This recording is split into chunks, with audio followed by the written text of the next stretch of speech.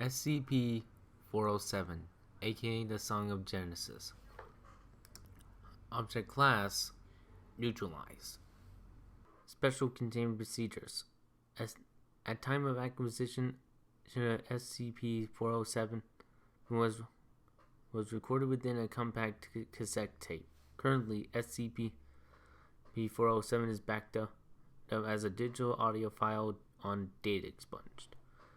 SCP-407 should not be allowed to play under any circumstances outside of testing conditions and only with approval of O5 redacted. Testing of SCP-407 is to be done completely soundproof environments. All tools and subjects must be sterilized and to remove the presence of pollen, fungal spores, plant seeds, and as much bacterial life to the greatest degree possible to delay the negative effects of SCP-407. Description: SCP-407 is a song in an unidentified language, seemingly sung in Kabbalah. The voices are thought to be human. The tape containing SCP-407 was found with one track of approximately 30 minutes duration. The abrupt ending suggests there may be more. The song has been described by all listeners as something along the lines of soothing, glorious, and beautiful. While SCP-407 is played, rapid cell regeneration seems to occur within auditory radius.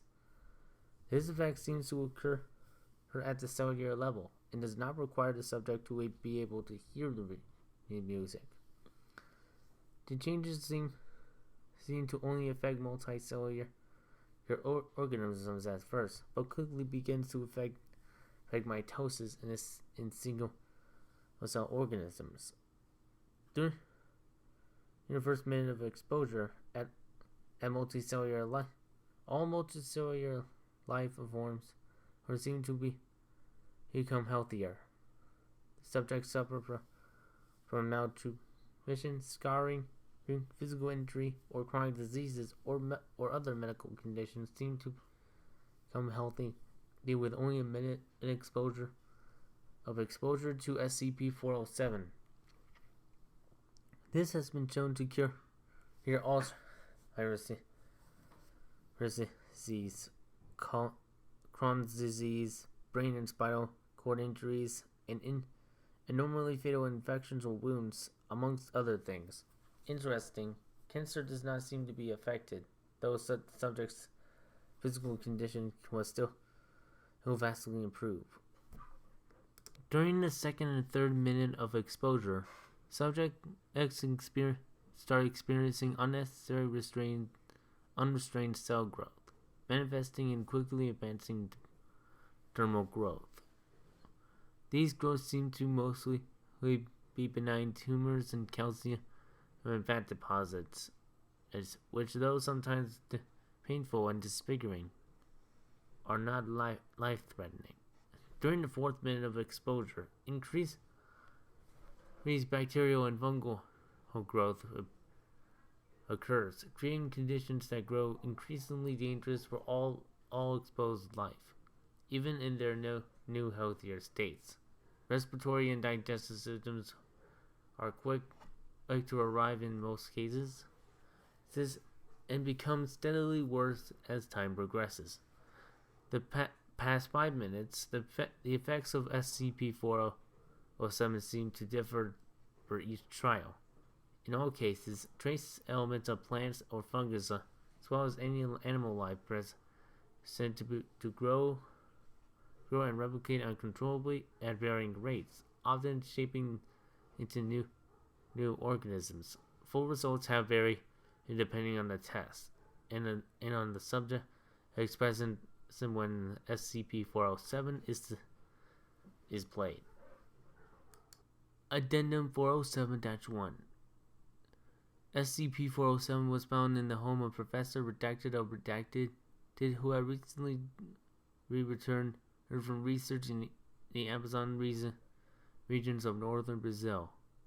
Agents were first alerted to a possible SCP when data expunged. Addendum 407.02.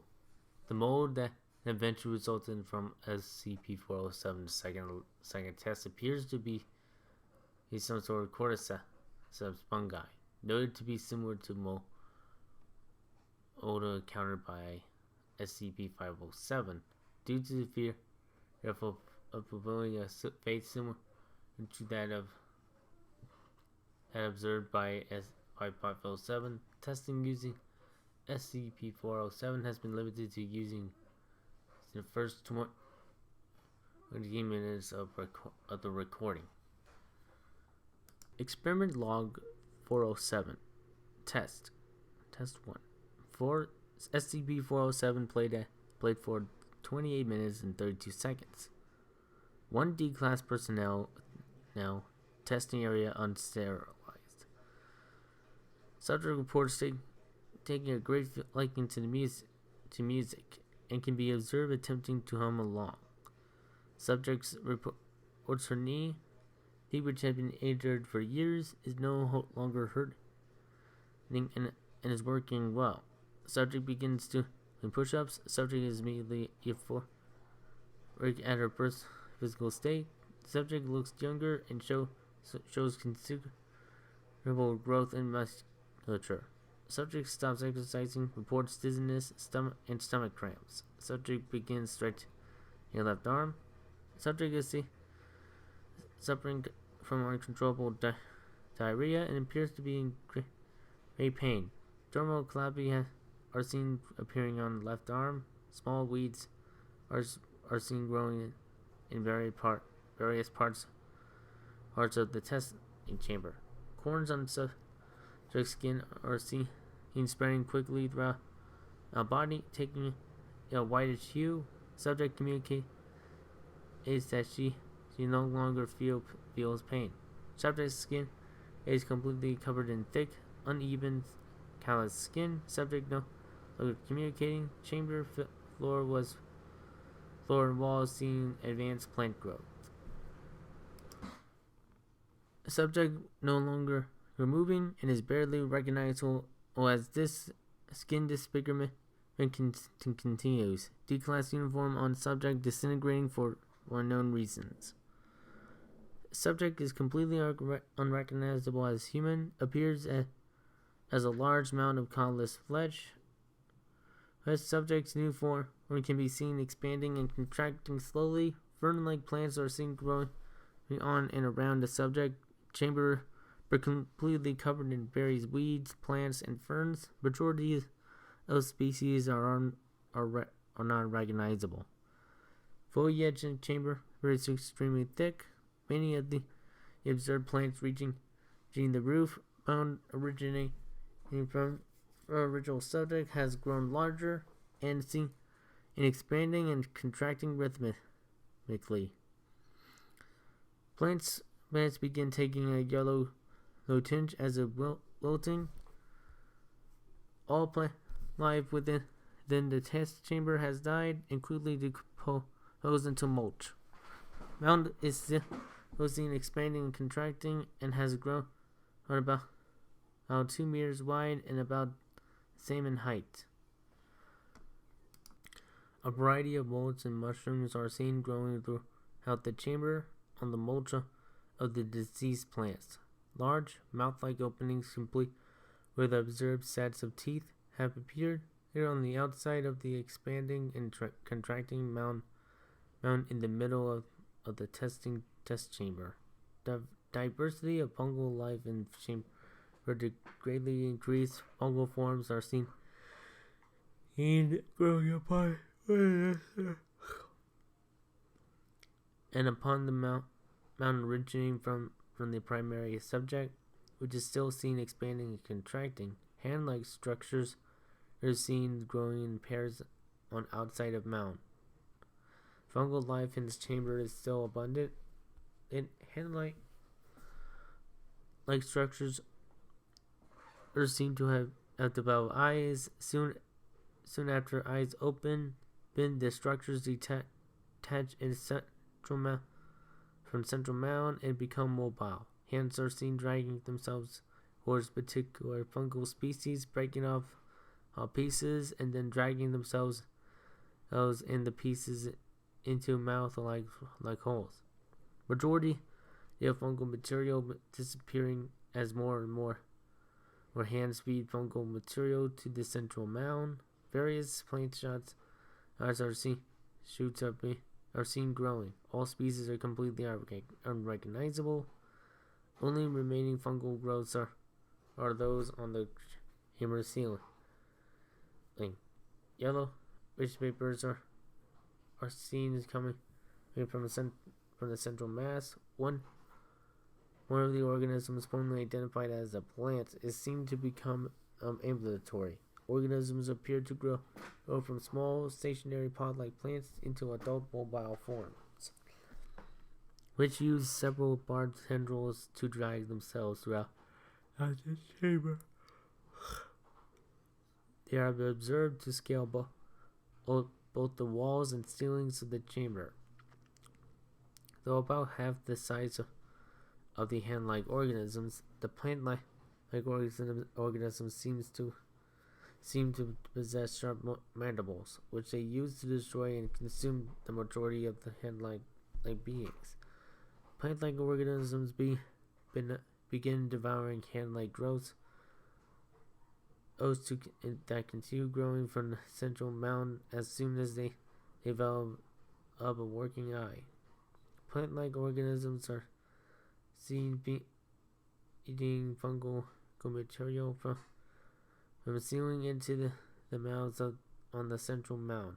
Plant-like organisms seem to breed sexually, using directly delivered pollen. Life in chamber seems to be limited to 3 surviving species: the mobile plant-like organisms, the fungal organism that continue to grow on the ceiling, and the central mound on the floor. Tape ends. Data expunged. End test 1. Notes. Data expunged. Test 2. SCP-407 played for 28 minutes 32 seconds within chamber. 1 D-class personnel unserialized. Subject reports feeling soothed by the music and feeling stronger and more invigorated. Liver spots and scars are speedily are shown to disappear. Subject appears to have physically grown an inch. Increase in musculature is noticeable. Subject reports in test no pain. Subject begins vomiting from vomit. The plants are seen growing and slowly rerooting into the tile floor. Subject starts developing rashes and growths on skin. Heavy dermal disfigurement. Subject painting heavily, begging for help. Great pain reported. Subject falls to the ground and ceases to move.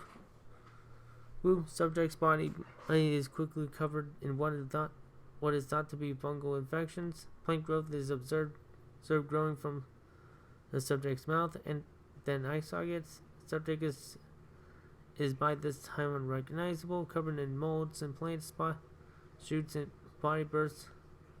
As a banana tree emerges from the subject's intestines and proceeds to grow to maturity within seconds. Plant and fungal growth has begun to spread throughout the testing chamber. What appears to be moss and weeds covered the floor.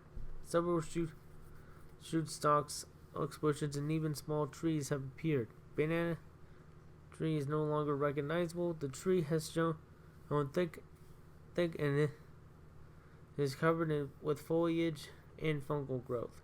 The air is heavy with pollen and spores. Vision into testing chamber is difficult. Movement is heard within the chamber. Several different all insect-like creatures are observed. Creatures are seemingly made of plant matter. For the last 6 minutes, creatures made of plant matter have been observed to rapidly generate, to grow to maturity, kill and eat other creatures, and then be eaten themselves. Creatures increasingly progress in size as time increases. Medium-sized mammalian creatures are observed. They seem humanoid and bear resemblance to initial subject. Large fungal stalk is observed to grow from one of the mammalian creatures. Stalk and bursts dispensing white spores. Plant growth is still lush, but everything begins to become coated by a layer of mold. The plant creature seems to die slowly for an unknown reason before being covered by the mold. Mammalian creatures are the last to succumb. They heavily decay and become covered in the same mold. Bodies are shown to contract and expand as a breathing. Stalks quickly rise from the each bursts with spores and then just quickly rot. Tape ends. No change in the chamber since the appearance of the mold. Chamber undergoes rigorous anti-biological cleansing. Samples of mold were taken. See the addenda 407-1 and 407-2. End of test 2. Addendum 407-04. SCP-407 has been deleted from the system by what is known to the Foundation as the interest group Serpent's Hand. All known backup copies of SCP-407 have also been deleted. Referred to Incident Report Word X-23. Security Breach Incident X-23. On redacted, SCP Site-19 breached by operatives from an organization known to the Foundation only as the Serpent's Hand, as Site-19 breach. The breach of Site-19 seems to have been the second of two break-ins into SCP properties by redacted, known to the Foundation as LS. This individual was responsible for a previous security breach, having coordinated to the theft of SCP-268. Though at data expunge, it is evident from security surveillance that SCP-268 was involved in this infiltration. The intruder, known as LS, seems to have simply walked into Site-19. The intrusion seems to have been for the purpose of using SCP-914. Knowledge of the intruder's purpose of SCP-914 can only be assumed due to the intruder's interruption of Dr. Redacted during the routine testing. Dr. Redacted seems to have been data expunged, resulting in the intrusion's personnel casualty. SCP-407 seems to have been deleted from the Foundation system during this time. It can only be assumed that the individuals involved all are responsible. Whether this means the file had been completely destroyed or possibly in the hands of this rogue group is unknown. A short printed note was found in an SCP-914's chamber. The note is the only inside the Foundation currently has of the group responsible for this incident. See document X-23-01. Document X-23-01. Dear Sirs of the Foundation, behind guns and call you hide, desperately chaining the inevitable. Both yourselves stuck within your own self-rots and pitiful cages of fear and ignorance. You think yourselves the shepherd guarding the flocks of the unwise the night, but you are so shaken by doubt and fear then in your bewildered arrogance You would vainly seek to chain this on itself unto the heaven, to hold back the daily night.